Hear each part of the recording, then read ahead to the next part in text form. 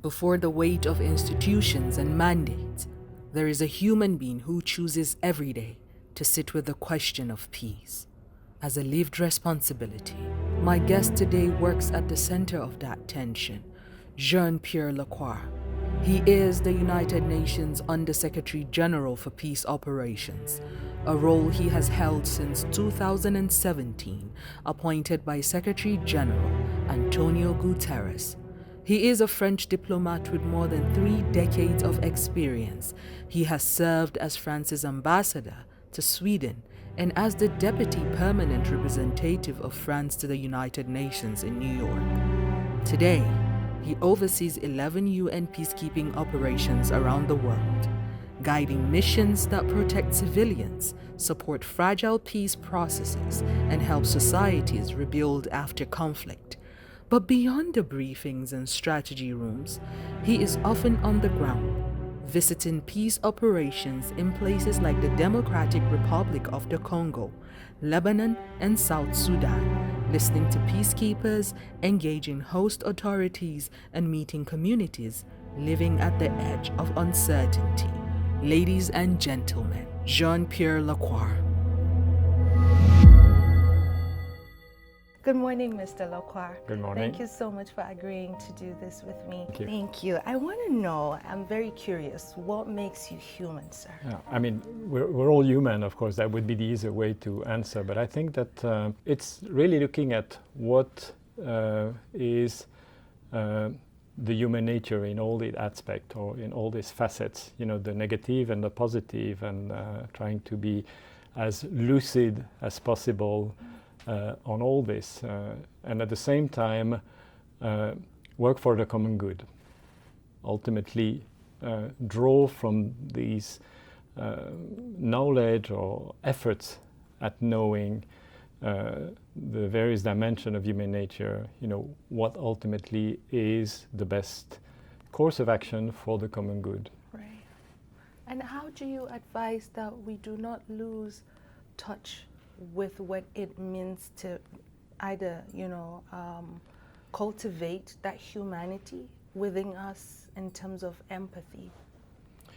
Well, I think empathy is, first of all, it's germane to human nature. But empathy is also a way of not only caring for others, protecting others, it's also protecting ourselves. And I think that when we look at the way we support collective action, the way we advocate for collective or multilateral responses to global challenges, I believe that it's a reflection of that empathy.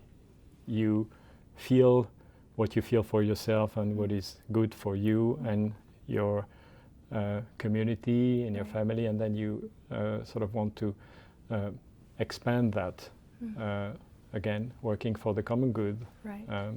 That is, I believe, how I see that indispensable and constant effort to remain sensitive to the common good. That is, which is both about self-interest, but also the best way of translating that self-interest into, the best interest for everyone. Absolutely.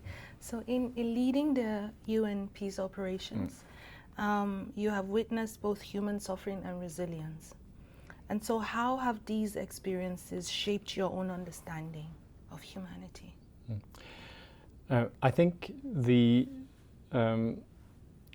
best sort of lesson that you can learn from that is that you can always make a difference. Things will be difficult.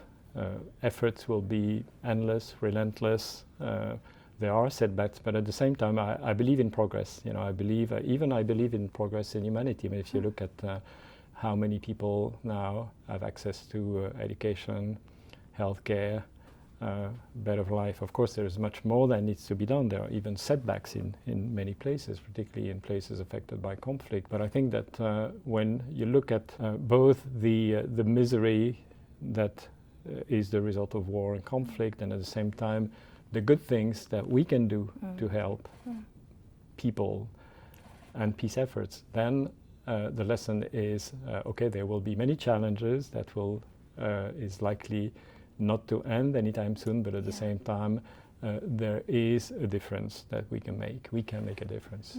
And just piggybacking on what you just said, so you are very optimistic, but then how do you deal with the emotional weight of this conflict and the crisis? Because I mean, you're human. Yeah, but I think the best way of coping, that's not applied to me but to everyone, I believe, is action. It's easy to choose passivity, but I don't think that you can really cope, especially if you're exposed to seeing the impact of war, the impact of people, the impact on goods and the life of communities. But I think action is the antidote to whatever trauma or somber feelings that you can get out of being confronted with. But I just want to say, I go to this place often, occasionally. I think the question would be even more relevant to our colleagues who are constantly coping with the impact of war, constantly helping people. And related to that, I believe that whatever we can do, and we probably have to do more in terms of support, psychological support to our colleagues, I think is tremendously important. Absolutely. Because I'm here in New York. Yes, I travel a lot. Yes, I see difficult situations, but I keep thinking about our colleagues who are there. Very different situation and potentially very different impact, I believe, on them. Yeah. Thank you so much for speaking on that. When you think of the word peace, what human face or moment comes to mind? To me, it's Cambodia. I mean, I could give you many other examples, but Cambodia really was a place that went through horrible things. And there is that museum in Phnom Penh about, what the Khmer Rouge did and everything. And then there was a peacekeeping operation there deployed in the early 90s and the peace agreement. And today, Cambodia is at peace. It's really going through a very visible sort of human and economic development. And they're sending peacekeepers now to our mission. They're sending experts on mine action. This was a country that was tremendously affected by mine, explosive ordnance, explosive remnants of war. Now they're sending experts to help others. So to me, it's peace in the sense that Cambodia is at peace now, but also those who were affected by war are now the same who are helping others to overcome conflict and war. I think that's a tremendously powerful example. Many people see the United Nations as an institution, but you interact with individuals whenever you get to travel and go to the ground.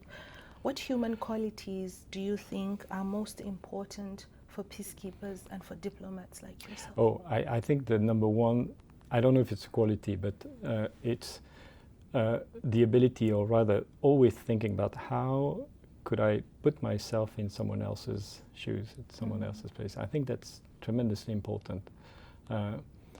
Because otherwise you can't really, and it's not easy, of course. It's not easy, especially to try to imagine yourself same situation as someone who's in IDP camp, or even from a different country. Right.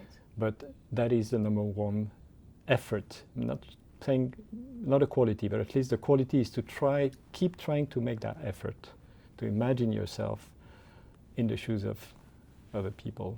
Was there ever a moment when you felt something shift inside you, maybe a story, a particular mission, that made you rethink what peace operation must do beyond policy and beyond mandates?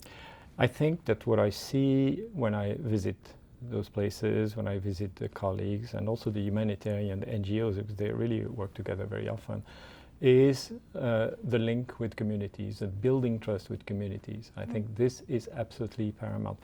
Whatever we do, whatever the mandate, if it's about just monitoring ceasefire. In Cyprus, we have a mandate which is really about monitoring ceasefire, but that mission, it's a divided island. And our colleague there, UN colleague, they're trying their best to bring together members of the two communities, just to sort of explain what they do, but also build trust. And I think building trust, especially when you're in a situation where you have communities affected by war, threatened by armed groups, or IDP, internally displaced person, then building trust. If you don't, then there's nothing you can do, and particularly there's nothing you can do in terms of helping peace efforts. And when you talk about building trust, if there is one thing that you think helps in building trust in those situations, what would it be? Patience. Being open, not thinking that the hours that you may spend listening to people, even long hours, are wasted hours. Right. First of all, because people need to be listened to. And that's number one thing that they would expect for someone who professes that they're coming to help, right? Because if you help, you need to understand exactly what, how people feel and what their key expectations are, what their key problems are. So that's the number one, I believe, thing that you have to look at. Patient, listen, try to understand. It takes time. Thank you for sharing. This just sort of echoes what like a line in the poem Pieces of Indeed, Verb says, which is peace is not loud, it does not always sing, and sometimes it just listens. It just listens, yeah. You're right. Thank you for sharing. Yeah. In all your years visiting peacekeeping missions, is there one encounter with a person, a civilian, a peacekeeper, or a displaced person that changed how you see your role or how you understand humanity? Could you share that story? I think there was many occasions, but there was one in particular which was really heartening to me and to all of us, really, in that disputed territory of Abyei, which is very complicated because it's affected by war and at the same or a sort of protracted conflict.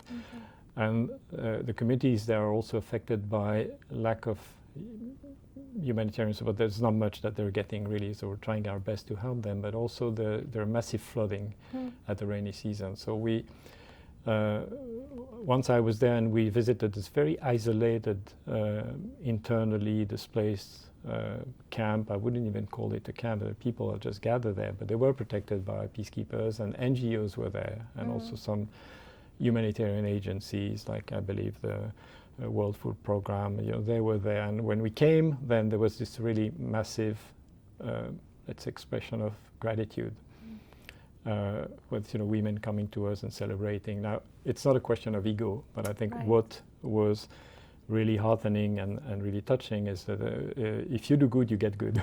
That's the point. Yes. And that was really, I believe I saw it also, or I took it as a massive sign of encouragement for our colleagues who were there. Absolutely. Absolutely, because sometimes you have situations where there is like hostility, so when you're received in that manner in that community, then the work, at least you feel, is done. In the end, you get Thank you for reward. sharing. Do you believe that human kindness can be as powerful in building peace as political agreements or military strategies? Yes, I wouldn't oppose them. I think that if you look at policy making on peacekeeping, for example, supporting communities, even military strategy, ultimately it has to be for the common good. And sometimes there are very, very difficult decisions to make, and sometimes decisions that would entail a price to pay, sometimes a human price to pay. But the thing is that it has to be for the common good. Absolutely. Common good, or looking towards the common good, is about empathy, it's about kindness, it's about what can we do to improve life of those communities and ultimately work for the benefit of all. So that's, I believe, they have to work hand in hand, or they have to be not separated from one another. Right. And just a final question, or more like a request. I would like for you to say some words to our young people, like myself, young people out there watching. What would be your message to them? I think the message is that don't give up, take action, don't choose passivity. And I think if you go for that, then it will be rewarding. If you do good, you get good. Right.